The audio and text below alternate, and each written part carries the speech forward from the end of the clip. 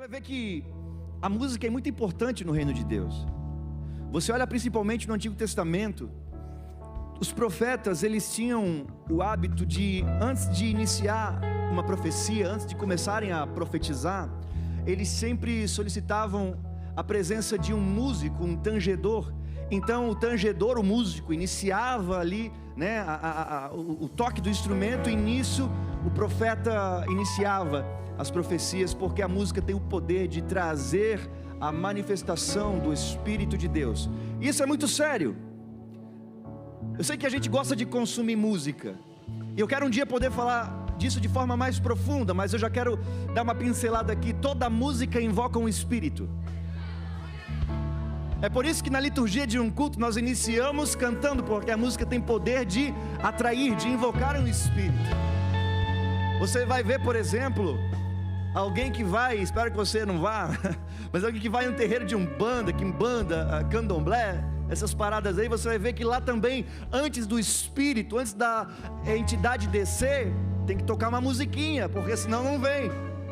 Então toma cuidado com aquilo que você consome musicalmente falando, porque o que você ouve atrai Espírito. Você fica ouvindo música de corno, você vai casar e vai ser um corno.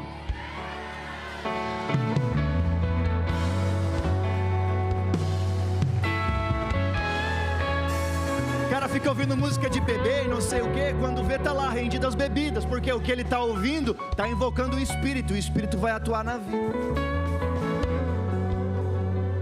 Aquele povo que gosta de se cortar, vai ver o tipo de música que escuta.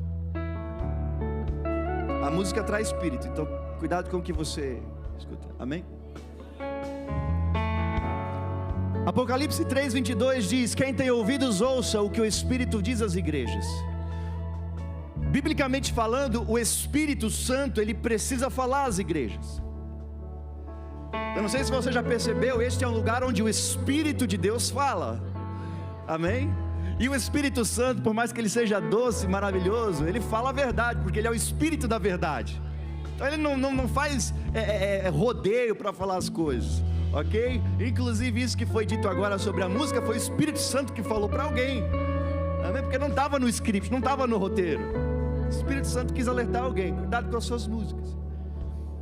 E o problema é que em muitas igrejas, quem fala é o homem e não o Espírito de Deus. Tem muitas igrejas que dispensam a atuação do Espírito Santo, porque os pastores por si só, eles se acham capazes de conduzir o rebanho de Deus. Porque o pastor é muito inteligente, tem muito dinheiro, então ele acha que ele pode falar. Ele acha que ele pode encher as igrejas, ele pode trazer os famosos e na verdade o Espírito Santo não está se movendo, o Espírito Santo não está falando. Então nós como pastores, a nossa preocupação é permitir que o Espírito Santo fale através de nós. Porque o Espírito Santo, a Bíblia diz que ele é o Espírito da verdade. O Espírito Santo, ao mesmo tempo que ele está aqui interagindo conosco, ele está também em contato com o Pai. E ele sabe exatamente qual é a verdade do Pai a respeito de cada um de nós. Então o Espírito Santo precisa ou sim falar nas igrejas, porque é esse Espírito Santo que libera o destino sobre nós, no indivíduo e sobre nós também como igreja. É o Espírito Santo. Então por isso está dizendo: ouçam o que o Espírito tem a dizer nas igrejas. E hoje nesse lugar, detalhe, igrejas, ok? Igrejas, nenhuma igreja é a dona da verdade. O Espírito fala às igrejas. Assim como tem igreja séria aqui em Balneário Camboriú, assim como esta é uma igreja séria, tem outras igrejas sérias. Existem 7.000 que não se dobraram, amém? Então ouça o que o Espírito diz às igrejas. E hoje nós vamos falar sobre um assunto que é extremamente importante. De vez em quando o Espírito Santo nos lembra desse assunto, porque o que nós vamos falar aqui nessa noite determina a nossa saúde espiritual, determina a nossa vida com Deus. Lá em 1 Coríntios capítulo 10, por gentileza, vamos ler 1 Coríntios, no capítulo 10,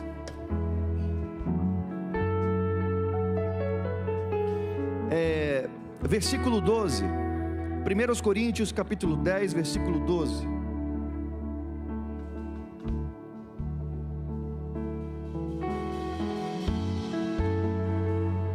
Diz assim: aquele pois que cuida estar em pé, olhe que não.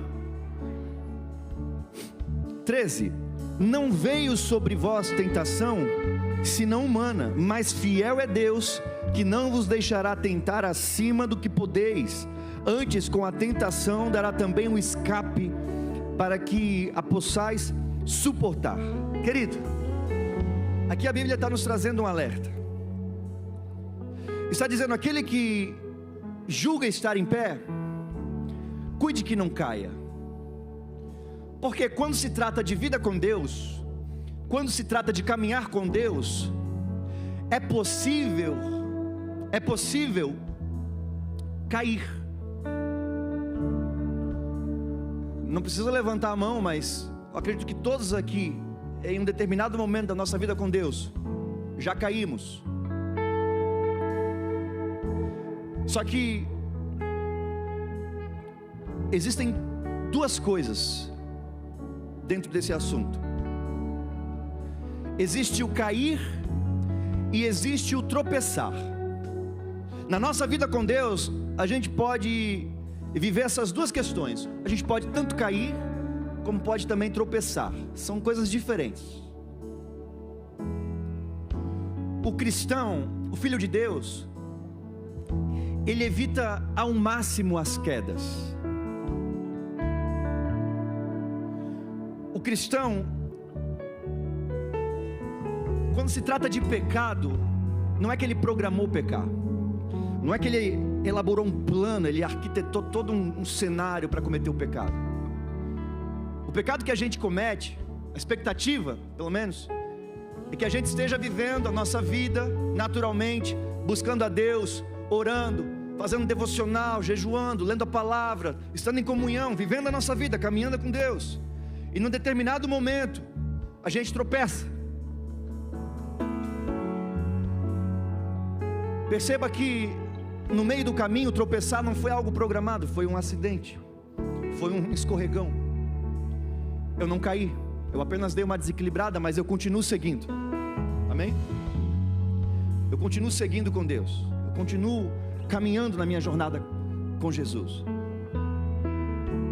Cair é um negócio diferente. Cair não é um acidente. Cair na verdade é algo programado, é intencional, num contexto cristão.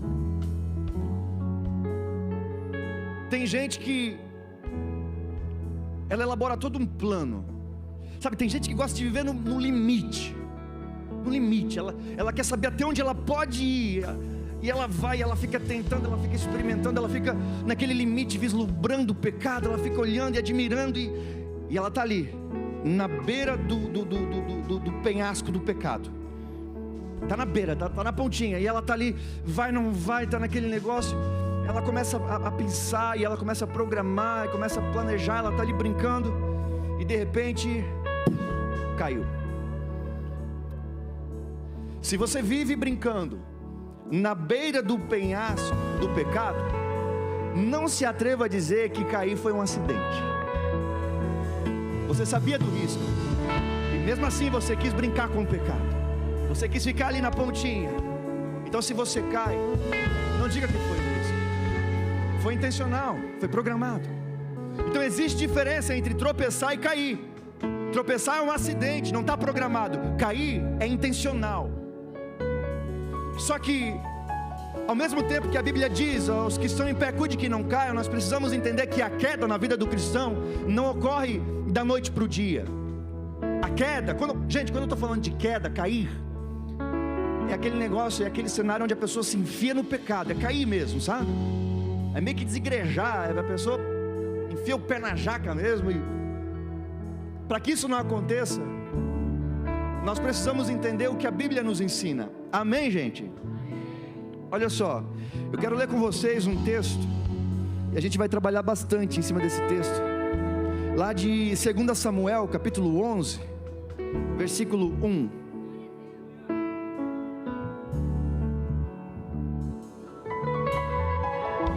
Segunda Samuel, capítulo 11,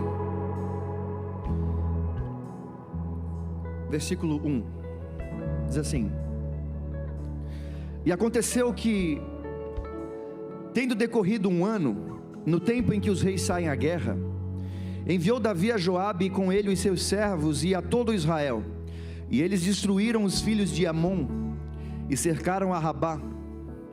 Porém Davi ficou em Jerusalém. Verso 2: e aconteceu que numa tarde Davi se levantou do seu leito e andava passeando no terraço da casa real, e viu do terraço a uma mulher que se estava lavando, e era esta mulher muito formosa à vista. Gente, nós sabemos que Davi foi um homem segundo o coração de Deus. Você vai ver os salmos que estão registrados, a maioria deles foram escritos por Davi. Davi era um adorador, Davi era músico, Davi amava, Davi tinha o seu coração em chamas pela presença. Mas até mesmo esse Davi, homem segundo o coração de Deus, caiu.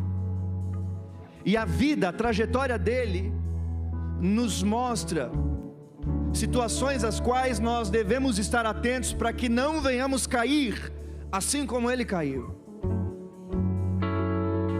Sabe, o sábio é aquele que não precisa errar para aprender, ele aprende com o erro dos outros. Então a gente vai olhar para a vida de Davi, vamos perceber alguns erros que ele cometeu, mas isso obviamente não é para depreciar o Davi, muito pelo contrário, a gente admira o Davi, homem segundo o coração de Deus, mas é de fato aprender, para que os erros que ele cometeu, a gente não cometa também. Amém, gente? Glória a Deus. Então vamos lá. Primeira coisa que eu quero falar com você, para que você possa evitar ao máximo a queda, saiba que antes de cair existem alguns estágios, existem alguns passos. E olhando o texto, no versículo 1, 2 Samuel 11, verso 1 diz: e aconteceu que, tendo decorrido 1 ano, no tempo em que os reis saem à guerra, enviou Davi a Joabe com ele os seus servos e a todo Israel, e eles destruíram os filhos de Amon e cercaram a Rabá. Porém Davi ficou em Jerusalém. Você percebe que o autor fez questão de caguetar o Davi, porque o texto começa a dizer: no tempo em que os reis saem à guerra. Dentro do ofício do rei, nesses tempos, estava também a obrigação de participar das guerras. Os reis, eles costumavam a ir para os campos, eles lutavam, eles guerreavam, até porque o exército precisava de encorajamento. Então o fato do rei estar presente dava ousadia, dava força, dava vigor para os soldados. Então todos os reis tinham o hábito de participar da guerra. Geralmente essas guerras aconteciam na primavera, outono, que é quando o sol não fazia muito calor, então facilitava ali o momento de guerra, não era tão quente e tudo mais. Então nesse período, primavera, outono, quando os reis saem à guerra, acontece que Israel foi à guerra, porém Davi não foi. Mas Davi era rei, Davi tinha a obrigação dentro do seu ofício, ele tinha que participar da guerra, ele tinha que estar lá, ele tinha que encorajar o povo. Mas o autor de 2 Samuel deixa claro esse detalhe: no tempo em que os reis saem à guerra, ou seja, no tempo em que Davi deveria estar na guerra, ele não foi, ele ficou em Jerusalém. Isso nos fala sobre uma falta de posicionamento. A queda na vida do cristão, a queda na vida do filho de Deus, acontece quando ele começa a parar de se posicionar. Nós sabemos que uma vida cristã demanda de fato uma vida de posicionamento. Nós precisamos ser bem intencionais, nós precisamos ser bem decididos e estabelecidos naquilo que a gente crê. A nossa conduta demanda todos os dias posicionamento. O dia que você acorda e não se posiciona é o dia que você cai. Então todos os dias você precisa acordar e entender, eu tenho que me posicionar, eu tenho que me moldar naquilo que o Senhor me ensina. Não posso viver de forma independente, fazer do meu jeito. A maioria das vezes que a gente tenta fazer da nossa maneira é quando dá errado. Você sabe disso. Então posicionamento faz parte da nossa vida cristã. E você vai perceber que a queda na vida de Davi começou pelo fato dele não se posicionar como deveria. Ele era rei, ele deveria estar na guerra, mas ao invés de ir para a guerra, ele ficou em Jerusalém. E o fato dele ter se submetido a isso desencadeou algo terrível na vida dele. Desencadeou consequências que não somente ele viveu, mas toda a sua casa, toda a sua descendência, por conta de uma falta de posicionamento.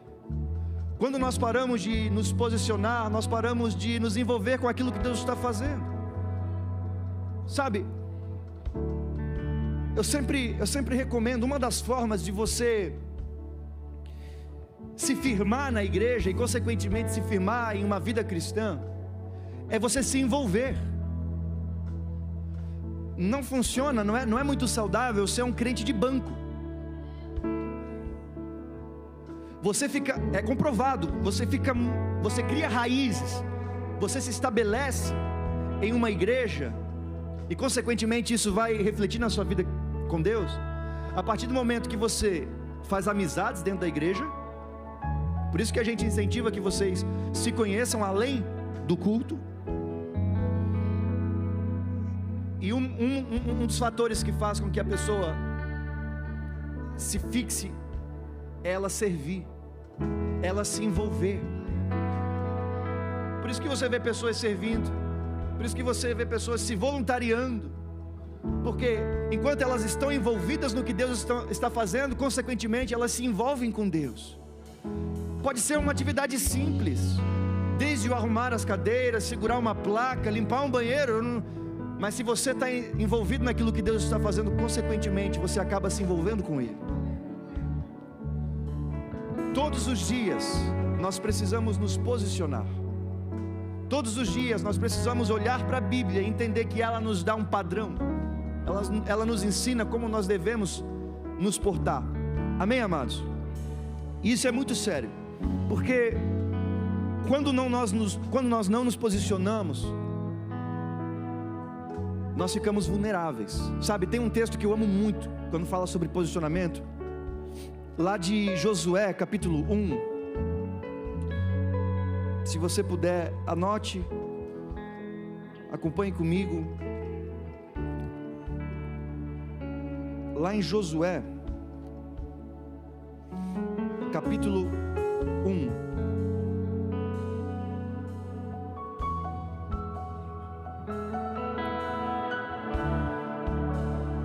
do verso 3 em diante.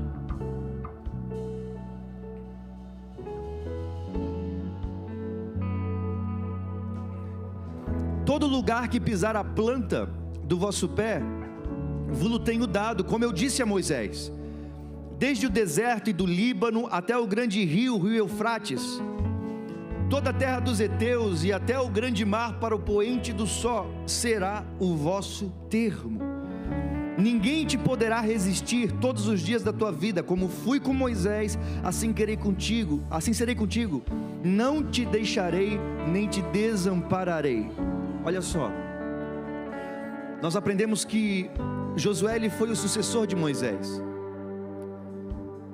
Josué ficou responsável de inserir o povo na terra prometida. E quando Moisés morre, Deus aparece para Josué e começa a falar essas coisas. E você percebe que Deus diz uma frase que nós conhecemos e inclusive usamos, mas às vezes a gente usa de forma equivocada. A frase é: todo lugar que pisar a planta do vosso pé, vos tenho dado. Aí o que acontece? A gente pega essa frase e a gente interpreta que, de fato, em qualquer lugar que a gente pisar a planta dos nossos pés, aquilo será nosso, nós iremos possuir. Está na Bíblia, ok? Tem até uns varão ousados que eles discretamente pisam no pé da varoa, vai tomar posse.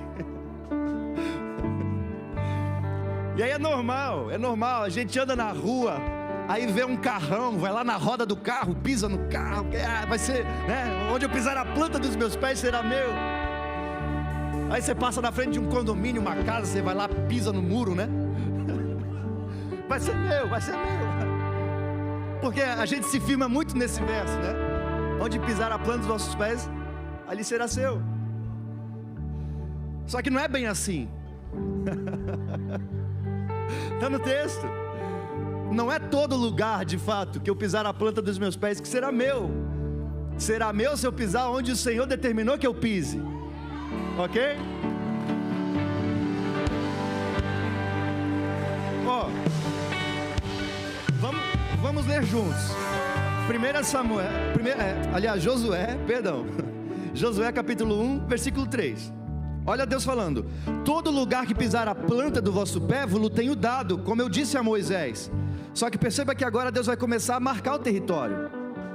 Olha só: desde o deserto e do Líbano, até o grande rio, o rio Eufrates, toda a terra dos heteus e até o grande mar para o poente do sol, será o vosso termo. Ou seja, dentro dessa área que eu entreguei a vocês, aonde vocês pisarem, de fato, ali será de vocês. Vocês vão possuir. Agora, se o povo ousasse pisar além de onde Deus havia demarcado, eles estariam por conta própria. Porque Deus disse: aonde vocês pisarem dentro desse território, vocês vão possuir. É por isso que você vê que quando eles entram em Canaã, eles já começam ali, né, tomando posse de Jericó, e eles vão avançando, vão tomando posse das cidades, porque todas aquelas cidades estavam dentro do território que Deus havia entregue a eles. Agora, se eles tentassem tomar posse de terras que não estavam dentro do território, aí seria por conta própria. Então, enquanto eles estavam posicionados dentro daquilo que Deus havia colocado, dentro daquilo que Deus havia entregue a eles, eles tiveram sucesso. Se eles tentassem agir por conta própria, aconteceria o que na maioria das vezes acontece com a gente: dá errado. Nós sabemos para ficar fácil de entender, nós sabemos o território que Deus nos entregou. Nós sabemos como nós devemos nos portar. Nós sabemos que oração é importante, é fundamental. Bíblia, comunhão, estar no culto. Hoje em dia, o diabo está pastoreando algumas pessoas, e ele está ensinando algumas pessoas que dá para ser igreja sozinho em casa. Não dá. Então, uma das coisas que faz com que você se posicione é quando você está aqui, ó, como igreja. Igreja é isso. É um aglomerado de pessoas, todos juntos. Isso fortalece a tua vida com Deus. Sempre que a gente se posiciona, eu vou tentar ser mais claro. Sempre que a gente anda dentro da palavra, que é o nosso limite, é a terra prometida que foi nos entregue. Sempre que a gente anda dentro da palavra, está tudo certo. Está tudo certo. Nós vamos vencer, nós vamos conquistar. Agora, quando eu não me posiciono e eu saio da Bíblia e quero viver por conta própria, é nessa hora que eu quebro a minha cara. E eu posso falar isso com autoridade, porque eu já fiz isso. Eu já saí da palavra de Deus e quis caminhar por conta própria. Eu quebrei a minha cara, e quebrei feio, porque eu fui independente. Eu quis fazer do meu jeito. E sempre que a gente age dessa forma, independente, Deus não tem compromisso. Deus tem compromisso com você naquilo que você está em obediência. Se você está caminhando debaixo da palavra, a partir do momento que você sai da palavra, sai da obediência, aí é por conta e risco. Ok, gente? Então, o que eu quero evidenciar para vocês é que, de fato, tudo começou na vida de Davi, porque ele não se posicionou. A nossa vida começa a ir por água abaixo quando a gente para de se posicionar. Ele era rei e deveria estar na guerra, mas ele não fez isso. Ficou em Jerusalém, ficou onde era cômodo. Às vezes a gente quer viver uma vida muito cômoda, sabe? Eu vou orar para quê? Tá bom assim? Vou na igreja para quê? Sábado à noite, lá ouvir aquele pastor chato. Se tem alguém fazendo review de igreja aqui, não me dê 6, ok? Porque eu grito muito. Dá um 8. Sabe, eu quero ficar confortável. Para quem no culto, eu quero ficar confortável.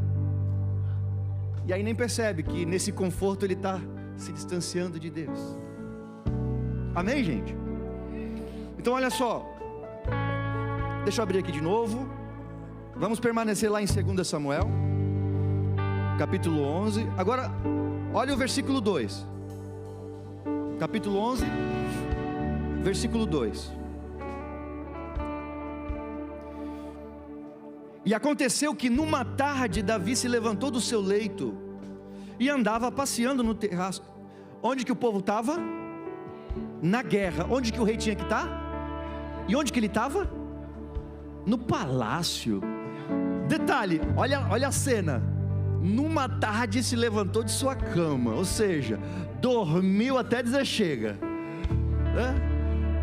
Numa tarde, já vai saber que horas era, 2, 3 horas da tarde, acordou bonitão. Era para ele estar na guerra, mas não, ele quis ficar confortável. Nesse negócio de ficar confortável, ele não percebeu que o diabo estava cercando, fazendo uma armadilha para pegar ele. Ele acorda e a Bíblia diz que numa tarde, ele levanta, ele calça os seus chinelos e ele vai bem tranquilão, né? Caminhando, e ele vai na sacada do palácio, e ele começa a observar a paisagem. Onde que ele tinha que estar? Onde que ele estava? Palácio. Numa tarde. Isso vai nos falar de preguiça. Preguiça espiritual. Não se posiciona, daí começa a preguiça. Vou ficar um pouco mais aqui na Netflix. Orar para quê? Deixa os pastores orarem lá. O pastor está orando por mim. Receba, pastor. Por que eu vou ler a Bíblia, né? O pastor vai pregar. Vou ficar um pouco mais aqui no meu videogame. Vou ficar um pouco mais aqui no meu filminho, na minha rede social, meu rolezinho. E a pessoa vai se desinteressando pelas questões espirituais. Porque tudo é mais importante, tudo é mais impressionante do que estar com Deus. Então essa preguiça espiritual, essa preguiça de orar, essa preguiça de fazer as coisas que precisam ser feitas. A vida cristã demanda disciplina, cara. É simples, eu vou usar a minha vida como exemplo. Quantos querem ser? Quem esteve aqui no culto de quarta-feira com o nosso apóstolo? Que pancada, hein? Que palavra. Ele falou sobre a anatomia do corpo, mas não do corpo físico, corpo espiritual. E ele nos trouxe o entendimento de que, da mesma forma que o corpo físico precisa de cuidados, o corpo espiritual também precisa. Sabe, quem gostaria de ser malhadão no corpo espiritual, no sentido de forte no corpo? Ok. Para ser malhadão, fortão no físico, não tem que ter disciplina? Não tem que ter uma dieta legal? Controlar as calorias? Não tem que treinar, ser disciplinado? Ir para uma academia, puxar ferro? Sim ou não, gente? Aí tem os iludidos que vê lá o fulaninho lá no Instagram, não sei o que, se você tomar esse comprimido e não sei o que, vai queimar e bababá, arrasta para cima, daí a pessoa vai lá, compra, e ela tenta burlar os processos, ela quer pegar atalho, e ela toma o negócio e toma e não muda nada. Porque o que muda é a atitude, é a disciplina. Não é tomar remédio achando que vai emagrecer. Ok? Tem gente que quer pegar atalho também para o mundo espiritual.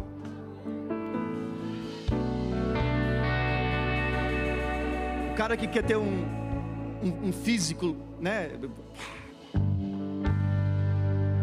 Ramondino, todo mundo conhece o Ramondino? Um bitelão, cara.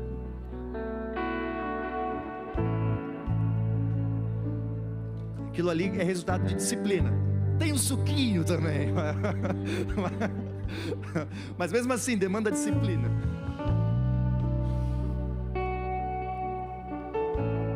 Para você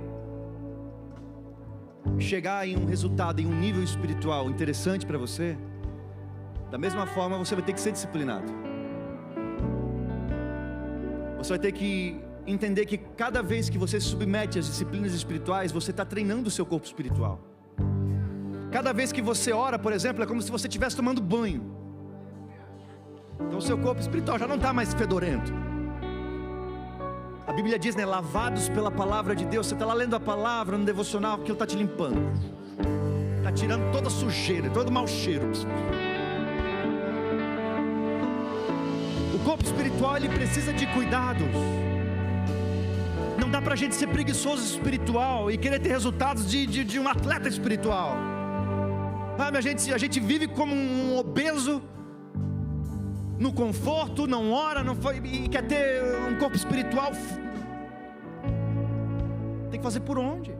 Vai ter que treinar o seu corpo espiritual, vai ter que se envolver com as coisas de Deus, e nisso você vai crescendo. Amém, gente?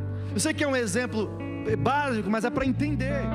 É entender que ter um progresso na vida com Deus demanda da sua participação. Não dá para achar que o pastor vai fazer uma oração aqui, e chacaramaná, e a pessoa vai, uou.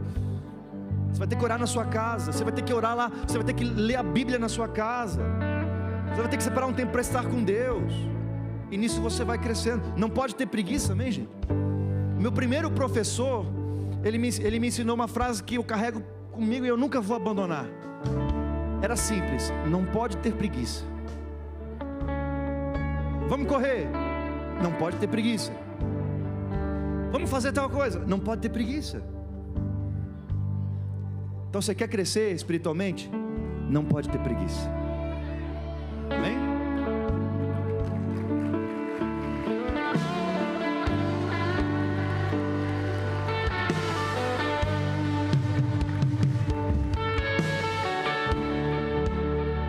Agora a gente vai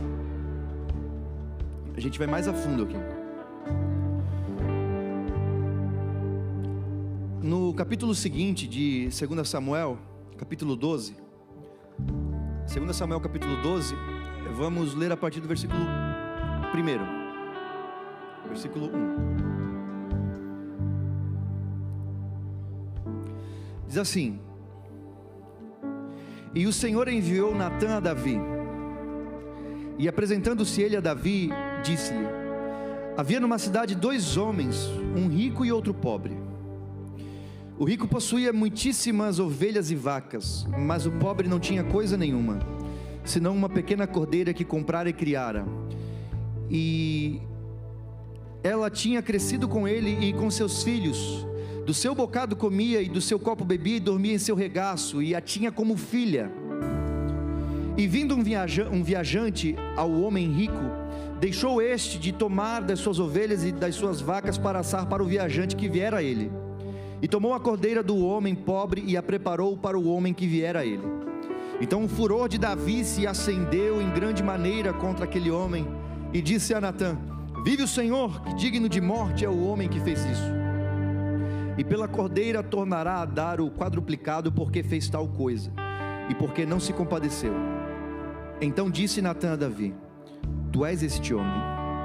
Assim diz o Senhor Deus de Israel: Eu te ungi rei sobre Israel e te livrei das mãos de Saul.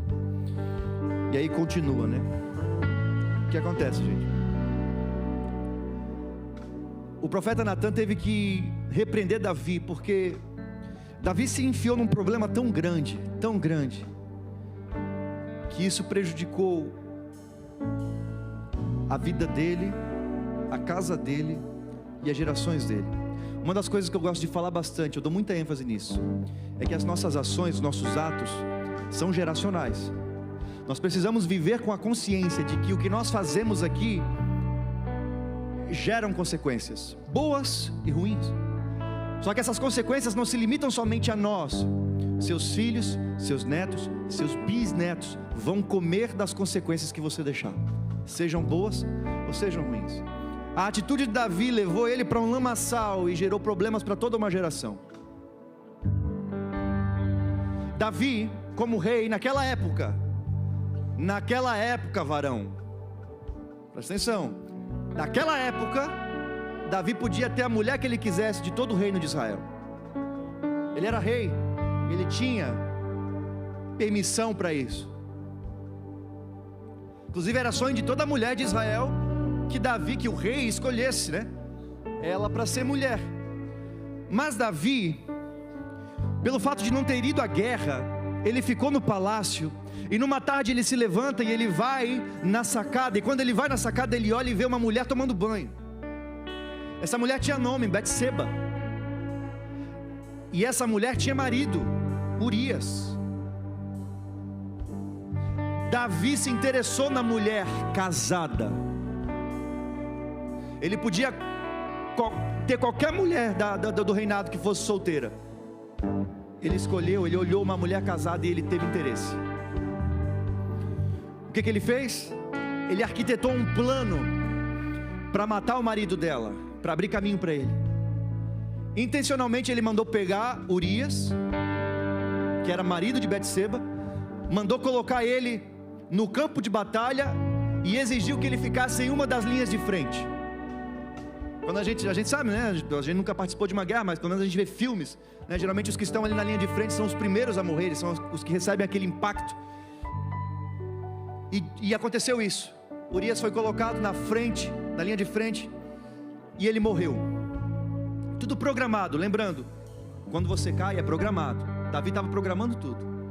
Não se posicionou, era para estar na guerra, não foi, ficou no palácio, acordou preguiçosão, foi lá na sacada, viu uma mulher tomando banho, a mulher tinha marido, mandou matar o marido para ele poder ficar livre. Olha na desgraça que ele estava se enfiando. Tudo porque ele não se posicionou. Tudo, entenda a gravidade disso. Tudo isso se desencadeou porque ele não estava onde deveria estar. Se ele estivesse na guerra, ele teria visto a mulher? Teria acordado de tarde? Tudo foi gerado por conta de uma falta de posicionamento. E aí ele tem essa atitude, ele mata esse homem. E aí o profeta Natan vai repreender Davi. E você vê que ele introduz uma história, ele se apresenta diante do rei com uma história. E essa história contada deixa Davi furioso. Você vai ver que Davi fica bravo. Porque na concepção de Davi, aquela história que foi contada pelo profeta era uma tremenda covardia, porque a história que a gente leu, a mesma história que o profeta contou para Davi, dizia que haviam dois homens, um homem rico com muitas vacas e cordeiros, e um homem pobre que só tinha uma cordeirinha.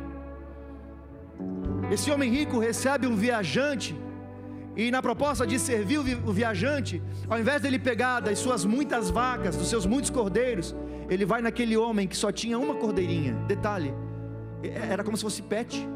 Você vê, comia do prato dele, bebia do seu copo, dormia com ele. Então aquela cordeirinha era o pet daquele homem, entendeu? Quem tem gato? Vocês são top, a galera dos gatos aí. Quem tem cachorro? Uma maioria esmagadora. Experimenta ter gato, é uma maravilha. Você ama meu Deus do céu. Você ama o seu pet, sim ou não? Ama bastante, não ama? Ai de quem mexer com seu pet, sim ou não? Estoura a Terceira Guerra Mundial, sim ou não? E aí a história diz que o viajante que tinha, aliás, o homem rico que tinha a opção de pegar dos seus muitos animais, ele vai e ele pega essa cordeirinha, e ele mata essa cordeirinha. Não é injusto ouvir essa história? Poxa, o cara podia pegar qualquer uma, o cara tinha um monte, e ele vai e pega o petzinho do sujeito. Davi ficou revoltado, e Davi aplicou uma sentença, e não sei o que, ficou bravo com aquele homem. E aí o profeta diz: esse homem da história, Davi, é você. Você que tinha a opção de tomar para si qualquer das mulheres virgens de Israel, e você escolheu uma mulher casada que tinha marido. Aí ele murchou, né?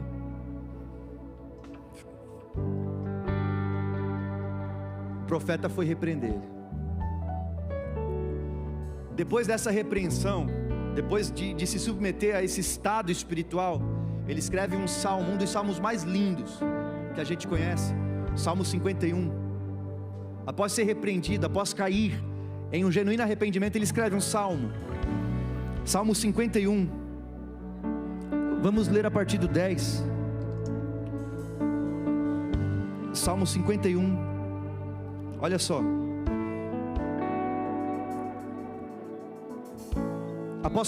Após ter se enfiado nesse lamaçal de pecado, após ter se arrependido, ele diz: cria em mim, ó Deus, um coração puro, e renova em mim um espírito reto, ou um espírito obediente. Não me lances fora da tua presença, e não retires de mim o teu Espírito Santo. Olha o 12: torna a dar-me a alegria da tua salvação, e sustém-me com um espírito voluntário. Você vai perceber que nessa oração eu vejo muita sinceridade nisso. Eu vejo algo muito profundo, porque é realmente o homem segundo o coração de Deus orando através de um salmo. Ele diz: cria em mim, ó Deus, um coração puro, e renova em mim aquele espírito que te obedece. Porque em um determinado momento ele parou de obedecer. Você vai ver o verso 12, ele diz: torna-me a dar a alegria da tua salvação. Sabe, vamos voltar lá no 2 Samuel 11, verso 2 diz: e aconteceu que numa tarde Davi se levantou do seu leito e andava passeando no terraço da casa, e viu do terraço uma mulher que se estava lavando, e era esta mulher muito formosa à vista.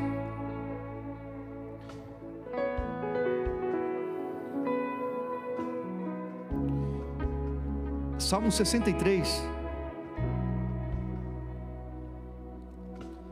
Salmo 63.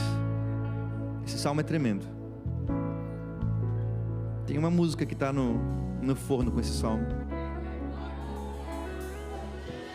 Salmo 63, a partir do 1 diz assim: ó Deus, tu és o meu Deus, de madrugada te buscarei, a minha alma tem sede de ti, a minha carne te deseja muito, em uma terra seca e cansada, onde não há água. 2, para ver a tua força e a tua glória, como te vi no santuário, porque a tua bondade é melhor do que a vida, e os meus lábios te louvarão. Olha só, uma das coisas que Davi diz aqui nesse salmo, é que a alma do salmista, a alma de Davi, desejava muito a presença, a glória de Deus, desejava demais. Você percebe que não está falando do meu espírito, está falando da minha alma. A minha alma te persegue, a minha alma anseia, a minha alma tem sede de ti. Aqui você vê o homem segundo o coração de Deus, fazendo do prazer da sua vida a presença de Deus. Eu vou te falar uma coisa que é muito forte: a tua alma é capaz de influenciar tanto o teu corpo físico, como também o teu corpo espiritual. E a tua alma, ela tem uma necessidade de sentir prazer. Presta atenção no que eu estou te falando. A tua alma tem a necessidade de sentir prazer. Toda a história que a gente leu de Davi revela que ele estava vivendo um momento da sua vida onde se submeter a Deus não era muito bem a sua prioridade. Tanto é que ele decide agir totalmente contrário daquilo que se exigia para ele. Ele não foi para a guerra, ele matou um homem para ficar com uma mulher. Ele realmente foi se enfiando num problemão. Só que tudo isso aconteceu, e lá na oração do Salmo 51, que nós lemos juntos, no versículo 12, nós tivemos a resposta.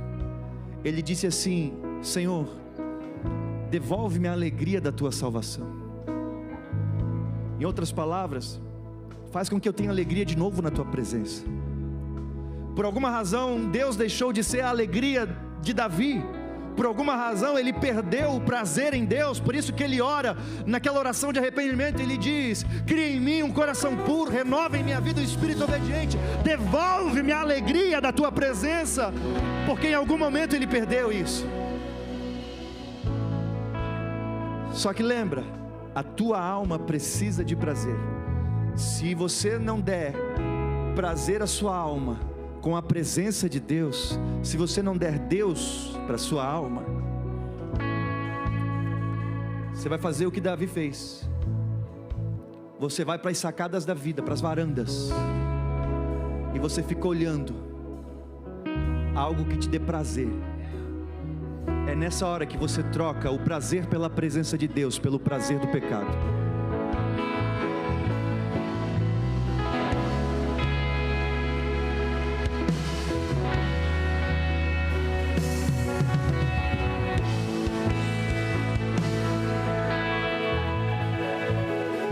O louvor pode, aliás, o Miqueias e a Melina também.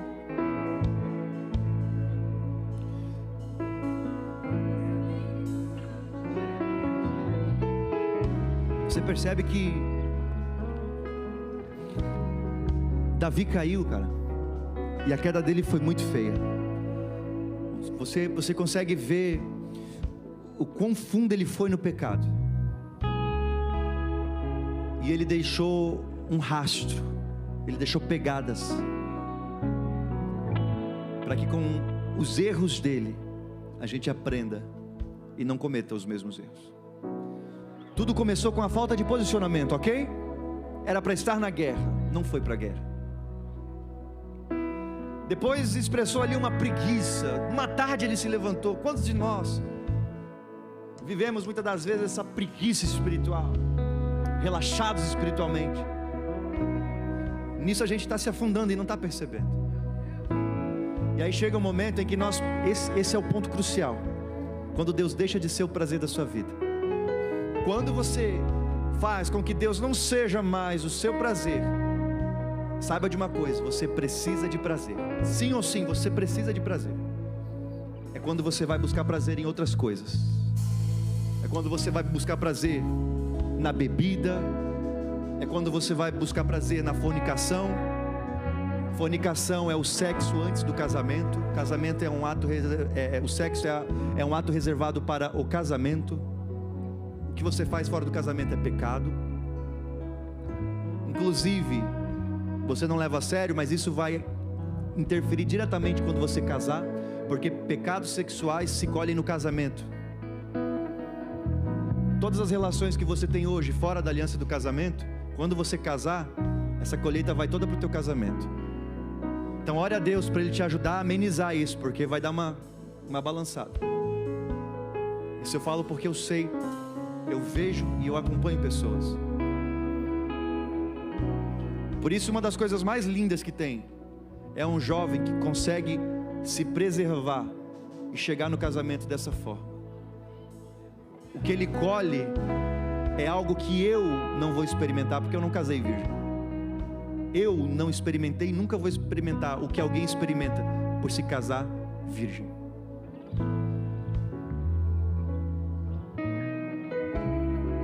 Se coloque de pé nesse momento.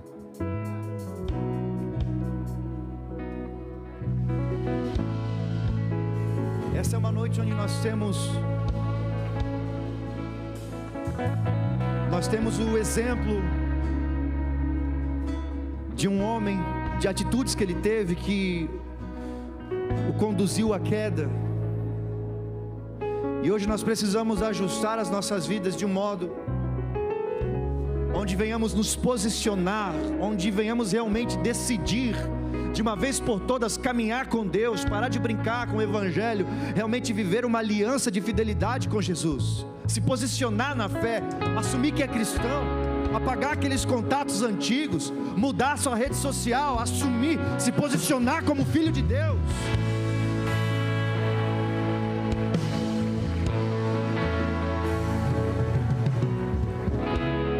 Tem fotos lá no seu Instagram que não combina com a vida que você quer levar agora. Você tem que se posicionar. Tem hábitos do seu passado que não combinam mais com aquilo que Deus tem para você.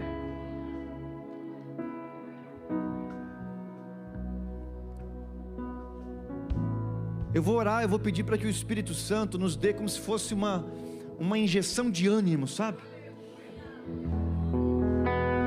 É como se Ele fosse reacender aquela chama que nos faz amar a presença, aquela chama que nos faz colocar Deus como prioridade em nossos dias, sabe?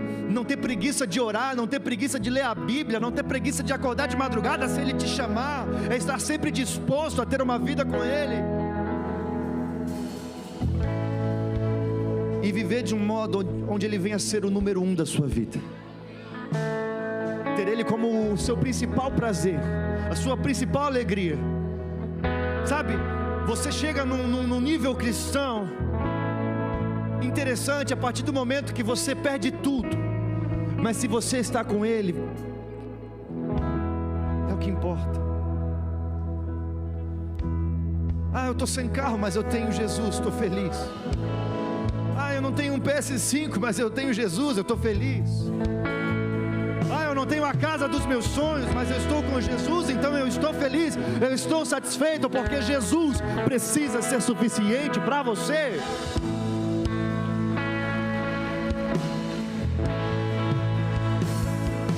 E eu não quero que você me entenda mal.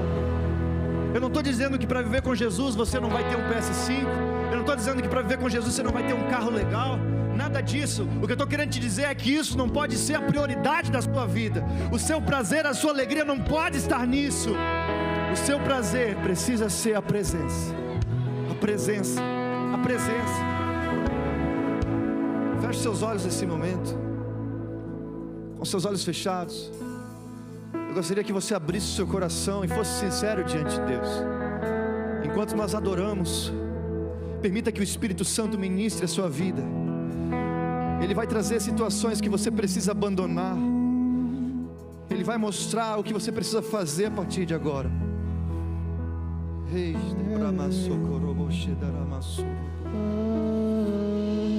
Espírito Santo, aos teus pés estou, Espírito pra Santo, render tudo que sou a ti, tudo que eu tiver. deixa essa canção ministrar você.